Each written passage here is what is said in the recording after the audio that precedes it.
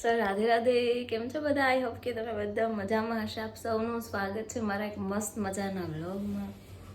બસ મસ્ત મસ્ત સૂતા હે. હવે આપણે એને ઉઠાડી દઈએ, એટલે કે જગાડી દઈએ અને શું કહેવાય, તમે જોડાયેલા રહો, મજા આવશે. હવે તો આપણે આને હેરાન જ કરવાના, એટલે હું આને હેરાન કરું એટલે તમને બધાને જોવાની મજા આવે. શું કરો? જતા જા. હા ઓ હા, કેટલા વાગ્યા તો હોવા દો. ઓહો, તમે એટલો પ્રેમથી હોવા દો કીધો તો તમે જતા જ રહો.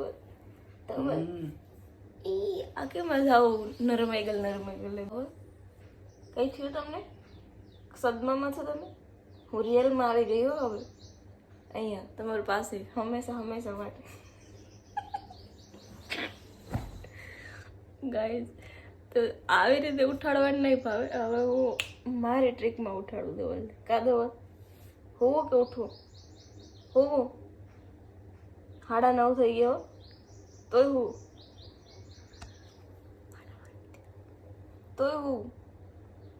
કાંઈ વાંધો નહીં. સો ગાઈઝ, અત્યારે 9:30 તો નથી થયા. હું ફાંકા મારતી હતી. હજી તો 8:30 જ થયા અને મેં બધું કામ કમ્પ્લીટ કરી નાખ્યું. જો પહેલાં તો નીચે પોતા કરી નાખ્યા, વાળી નાખ્યો, એટલે ટૂંકમાં વાળીને પોતા કરી નાખ્યા. પછી રોટલીનો લોટ બાંધી દીધો. પપ્પા અને મમ્મી માટે ગરમ ગરમ રોટલી કરી દીધી. પછી પ્લસમાં મમ્મી આજે શાક મૂક્યું, બાકી હું મૂકી દઉં. એટલે આજે હું લોટ બાંધતી હતી ત્યારે એમણે શાક બનાવી નાખ્યું, વાસણ કરી નાખ્યા, પ્લસમાં રોટલા પણ બની ગયા. ટિફિનના ને હોય તો અમારા સવારના રોટલા થતા હોય તો રોટલા પણ થઈ ગયા છે. હવે લાસ્ટવાળું કામ જે હોય રસોડું સાફ કરવું એ છેલ્લે રાખ્યું અને ઉપરની સાફ સફાઈ. બાકી મોસ્ટ ઓફ નીચે કામ થઈ ગયું અને ફળિયા વાળવાનું બાકી છે. મેન એ મમ્મી વાળતા હોય, મોટું ફળિયું હોય ને એ મસ્ત વાળે. મારા તો એટલું વળાય નહીં ખાસ. જો કે એ ક્યારેક ક્યારેક જ હું વાળું, બાકી બધું બહારનું કામ મમ્મી કરતા હોય, રસોડાનું બધું હું સંભાળી લઉં. તો હવે છે ને આને હવે ઉઠાડવા પડીએ મારે. હજી હુતા જ છે તો પછી મેં કીધું હુવા દો. હજી 9 વાગ્યાની આસપાસ ઉઠાડું, ત્યાં સુધી ભલે અડધી કલાક સૂતા. ત્યાં સુધી તમે જોડાયેલા રહો અને મોજ કરતા રહો, આપણા વિડીયો જોઈ જઈને મિત્રો. એટલે આમ જ એન્ટ્રી મારતી હોય ભેગી હું આવું ને. સો ગાઈઝ, હવે ધવલ ઉઠી ગયા છે. ઉઠી ગયા ને કે હુતા, અને એને હું નાસ્તો બનાવી દઉં. હાલો તમે બધાય નાસ્તો કરો. ધવલ માટે ત્યારે નાસ્તામાં પૌવા બનાવ્યા છે. એને ખબર નથી, એને ભાવે છે બહુ, એટલે પછી મેં કીધું આજે એનું ફેવરેટ બનાવી નાખીએ. ત્યારે તમારું લેવલમાં હા, તમારું લેવલ. સો ગાઈઝ, ઘણા લોકોની એવી ફરમાઈશ હતી કે ધવલભાઈ બ્લોગમાં ક્યારે આવશે, તો આવી ગયા છે ધવલ બ્લોગમાં. ધવલ, તમે કઈ કોઈને કહેવા માંગો? ના, એ કોઈને કઈ નહીં કહેવા માંગે. થોડુંક તો કઈ ના હો. રાધે રાધે, જય દ્વારકાધીશ. ઓકે, રાધે રાધે, જય દ્વારકાધીશ. આજેનો ફૂલ એટલે ફૂલ મોડું થાય છે. દર વખતેનું આવું જ હોય. પોતે લેટ હુતા રહે, એને આરામ થઈને પછી છેલ્લે ધોડે. એમ કરતા મારી પાસેથી કઈ શીખો ધવલ. તમે શીખવા જેવું કેટલું છે મારી પાસે. તો હે ને મિત્રો, આજે મેં અને ધવલ એ કાલે રાતે વિડીયો શૂટ માટે જે શર્ટ પહેર્યું હતું ને એ નહીં, આજે આને પહેરાવી દીધું. ખોટા કેટલાક કપડાં ધોવા. આના આખા દિનના 3 જોડી તો આના હોય ને 2 થી 3 જોડી મારે હોય. 2 જોડી સાડી મારા સાસુની હોય ને 1 જોડી પપ્પાના હોય. રોજના એટલા કપડાં ધોવાના ને એટલાની ઇસ્ત્રી. બોલો કેટલી ક્યાં વાત ગઈ. એક દી આને ઇસ્ત્રી કરો બેહાડવા તો ખબર પડે કે ઇસ્ત્રી કેમ થાય. હો ધવલ, કર્યો ને? એ હા પાડે એટલે હા પાડે એટલે એને ઉતાવડે, બાકી ના પાડે. લપ નથી કર્યો અત્યારે. કા ધવલ, તમે લપ નથી કરવા માંગતા કે મારી સાથે? તો હું તો કરી શકું. સો ગાઈઝ, ધવલ તો લપ નથી કરવા માંગતો, પણ હું તો ઓલવેઝ લપ જ કરતી હું. કા ધવલ?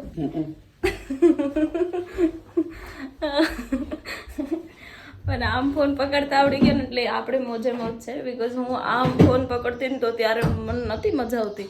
હવે આવી રીતે પણ હાથ બહુ દુખે આમ ફોન પકડવામાં. કટ કરું સીન હવે. ક્યાં જાઓ? ક્યાં જાઓ?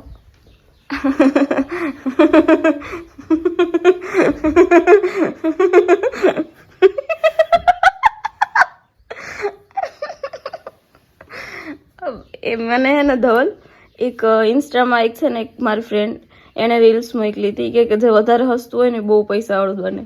એટલે હું તો પહેલેથી પૈસાવાળી જ છે ધવલ, કરોડપતિ. એટલે હમણાં થોડાક ટાઈમ હે તમારી પેઢીઓ છે, તમે કરોડપતિમાં હાલો ને. કરોડપતિમાં હાલો ની, કરોડપતિમાં હાલો. સો ગાઈસ, ધવલ અત્યારે પહેરે છે મોજા અને હું એની બાજુમાં બેઠી છું અને ધવલ થોડીક વાર હેરાન કરી લઉં, કારણ કે આ છેલ્લી ક્ષણો હમણાં ધવલ દુકાને જતા રહેશે, પછી હું એ પાછી સુઈ જાય. આખો દિવસ હું સૂતી જાય, કામ કરીને સુઈ જાઉં, કામ કરીને સુઈ જાઉં. ધવલો કેટલી આળસુ થઈ ગઈ નહીં, પહેલા કેટલી એક્ટિવ હતી. પહેલા હું ફ્રી થતી ને તો પેલા વિડીયો બનાવતી, હવે ફ્રી થાવ ને તો સુઈ જાઉં. એટલે મને નીંદર જ આવતી હોય, નકરી ઊંઘતી જાઉં નહીં ધવલ. આમાં કંઈક બોલે ને ડોકી હું લવ કરું.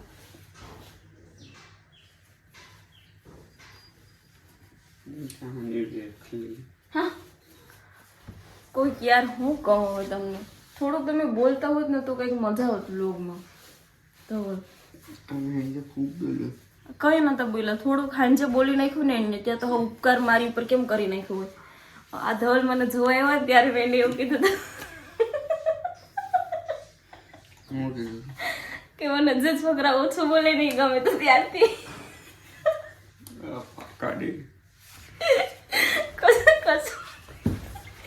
તો ત્યારથી ઓછું બોલે ધવલ. હા શું બોલે, હું સ્પીક કરી લઉં, એવું નતું કીધું સ્પીક મારા કશું પેટ શું કરી દઉં. હાસનભાઈ કીધું તો ગાઈસ ઈ ખોટું બોલે, કેમ કે હવે દાંત આવે મારી અમુક વાતો તેવી હતી ને. ક્યાં જાઉં કહું ને ધવલ, ક્યાં જાઉં તમારા કયો ને ધવલ. ધવલ આ બધો લબાચો અહીંયા ગોદડીને લહું આને શું કે બ્લેન્કેટ નથી હેકલો ને હું તમારી પાછળ પડી ને તમે મને ઇગ્નોર કરો. ઇગ્નોર નથી કરતું, મારે મોડું થાય તો હું કામે અને બે ચેન પહેર્યા, એક વિનુભાઈનો હે એટલે બે આના નથી. ક્રેશવ છે નાના પપ્પાનો. આજે હું કેટલા ટાઈમથી ધવલ ક્રેચાવનો નથી માડી.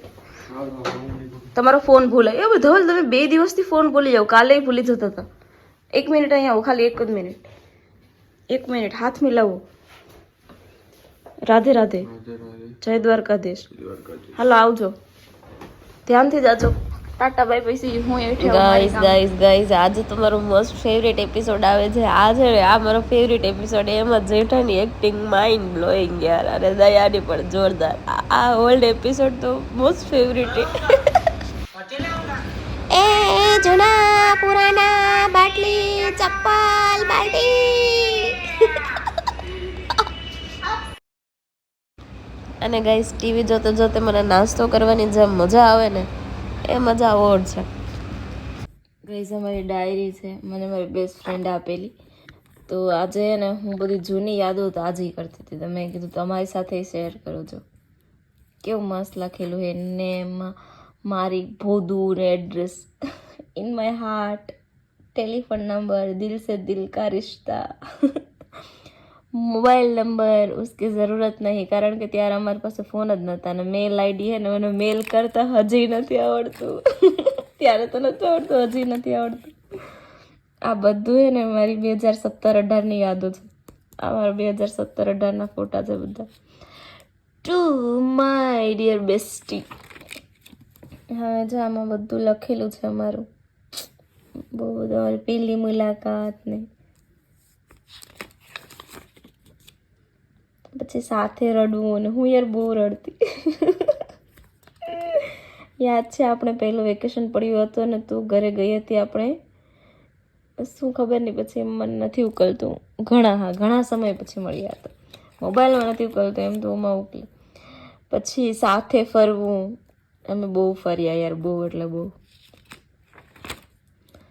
મિત્રતા, પ્રેમ, ગુસ્સો, મસ્તી, આનંદ, રીસામણા, મનામણા અને નિસ્વાર્થ પ્રેમ જેવા અમૂલ્ય તત્વોથી બનેલો અને માત્ર લાગણીથી જોડાયેલ સંબંધ એટલે મિત્રતા. વાહ મનીષા વાહ, ક્યાં લાઈન બોલી તું ને. રખડવું યાર, રખડ્યા તો બહુ. I missing that moments forever. Guys યાર રખડવામાં તો અમે બહુ એટલે બહુ, અમારી લાઈફની એટલી બેસ્ટ મોમેન્ટ્સ હતી ને. પાણીપુરી, અમે એટલી પાણીપુરી ગાઈઝ ખાધી ને બધી જગ્યાએ. અમારા પાણીપુરી તો હદ બાર. અમારું ફેવરેટ ટોપ પેલું, આ શું નામ, તો સેકન્ડ ટોપ છે, પણ એ જે પેલું હતું ને એ તો એક મારું હતું ને એક કંઈક ખબર ને એક ફ્રેન્ડનું હતું. અમે બંને એવી રીતે સેમ કર્યા હતા, પણ આ મેં બંને સેમ લીધા હતા. આમાંય બહુ મોટી કહાની છે. આ ટોપ લેવા પાછળ અમારી પાસે ને ત્યારે ખાલી 1000 જ રૂપિયા હતા, અને આ એક ટોપ 700નો હતો. એમાં મેં ઉધાર રાખીને ટોપ લઈ આવ્યા હતા.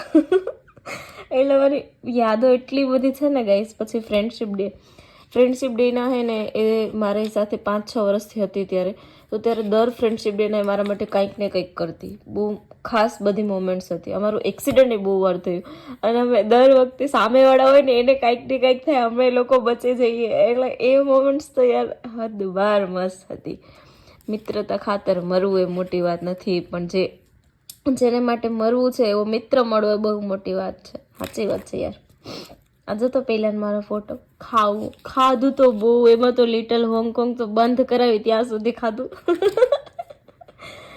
અરે રે જીવ ભાઈ, મસ્તી તો હદ બાર કરી છે ભાઈ. લાઈફમાં બધું એમ અમે જીવી લીધા. કેમ કે જે જીવ્યા તો અમે અમારી લાઈફ જીવ્યા છે એવી રીતે. વઢ ખાવી એટલે વઢે બહુ ખાધી. કોલેજમાં અમારા કોલેજનો ફોટો હોય. કોલેજમાં ફોન અલાઉડ નતો, છતાંય અમે ચોરી ચૂપકે ફોન લઈ જતા. હું બહુ સાહસ કરતી. એવા બધા મજા આવે. એ બધા જિંદગીના અમૂલ્ય પળો હોય, તમારે જીવવાની હોય. પછી એ કંઈક વારે ઘડી ના આવે.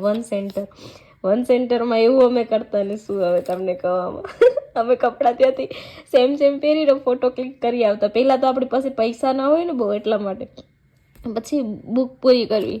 બુક તો પૂરી કરાવી યાર. મનીષાએ મારીને મેં એની હદ બાર. એ બધી મોમેન્ટ્સ એવી ખતરનાક.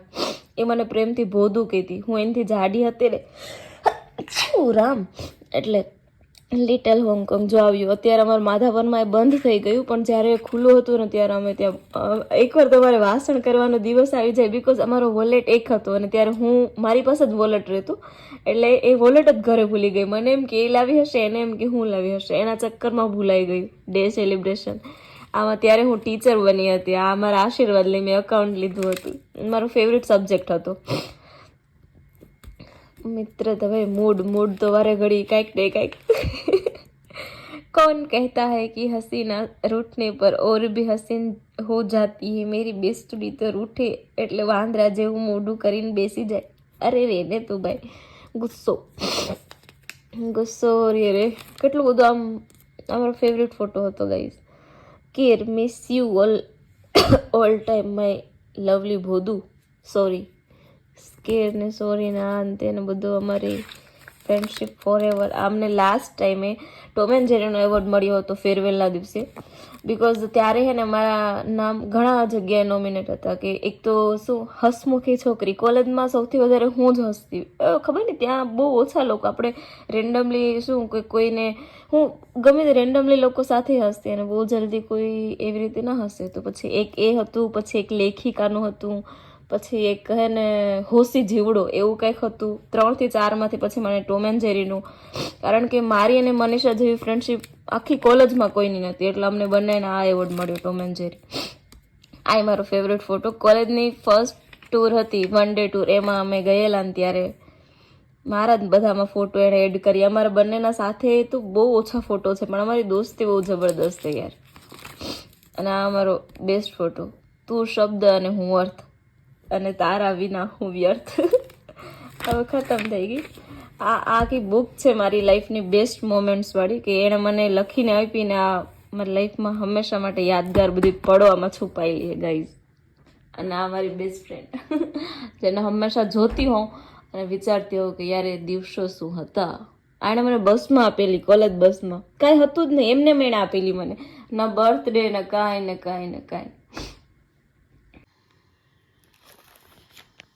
ગાઈઝ આ મારી પર્સનલ વસ્તુ ચેક કરે. એને કહો કે અલાઉડ નથી. નકટાવ માણસોને કોઈની પર્સનલ ડાયરી ન વચે. તમારી પર્સનલ ડાયરી વાંચું? અને મળે પણ નહીં. આ વિડીયો કરું બંધ ને હવે હું તમારાથી રિહાઉં. જો બાય. સો ગાઈઝ અત્યારે છે ને હું ફૂલકોબીનું શાક બનાવવાની તૈયારી કરું છું.